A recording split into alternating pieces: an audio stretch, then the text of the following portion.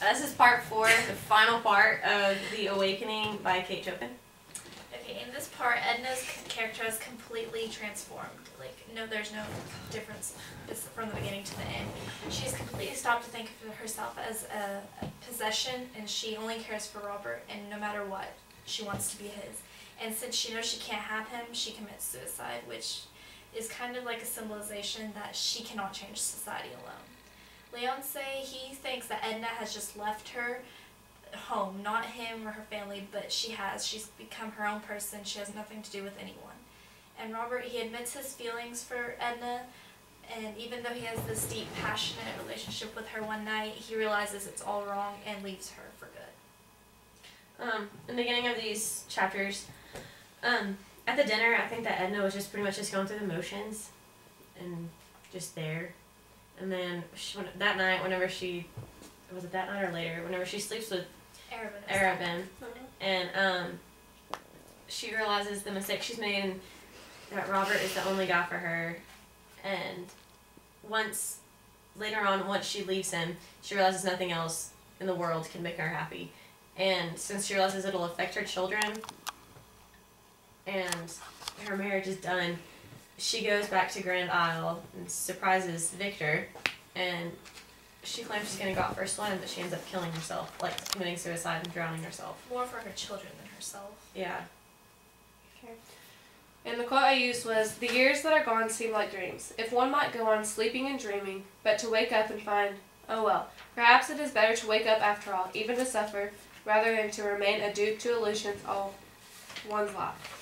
This quote could be seen as a moral of the awakening. Even though Edna's awakening led her to suffer from the wisdom it affords her, Edna's one-year happiness that eventually led her to suffer was worth more than thinking of spending the rest of her life the way she did before with Leonce. My quote comes from the end of chapter 33, and it's whenever Robert finds the picture of Arabin, and Edna explains that she was just drawing a picture of his head for one of her paintings, and Robert says he isn't, or it seems to me, do you think his head is worth drawing? Is he a friend of Mr. Pontellier's? You never said you knew him.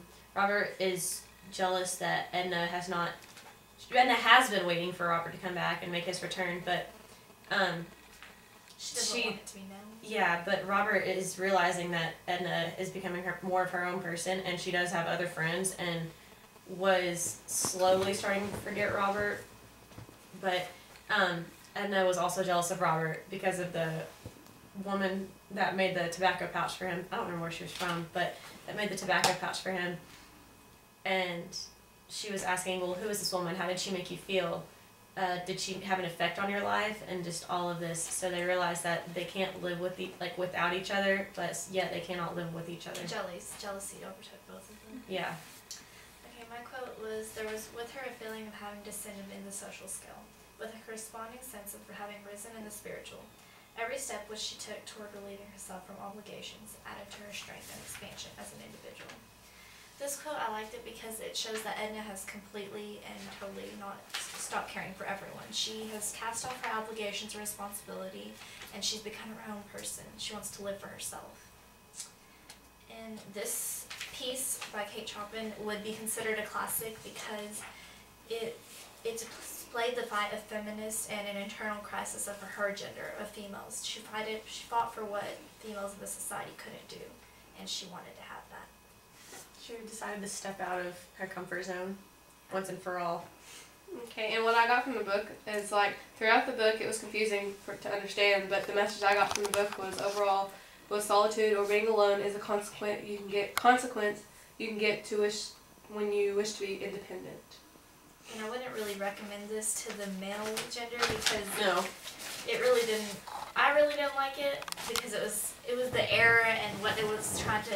It was very hard to relate to. Yeah, like Because women nowadays are more independent and we are more our own. I mean, like, there's women in the army, and now, back in this book, it's like, that was never thought of. Like, if you study women's rights, Yeah, real all for it, But that's a people- good book. But I mean, I understand where she's coming from because she wants to be more independent, and I mean, she got it.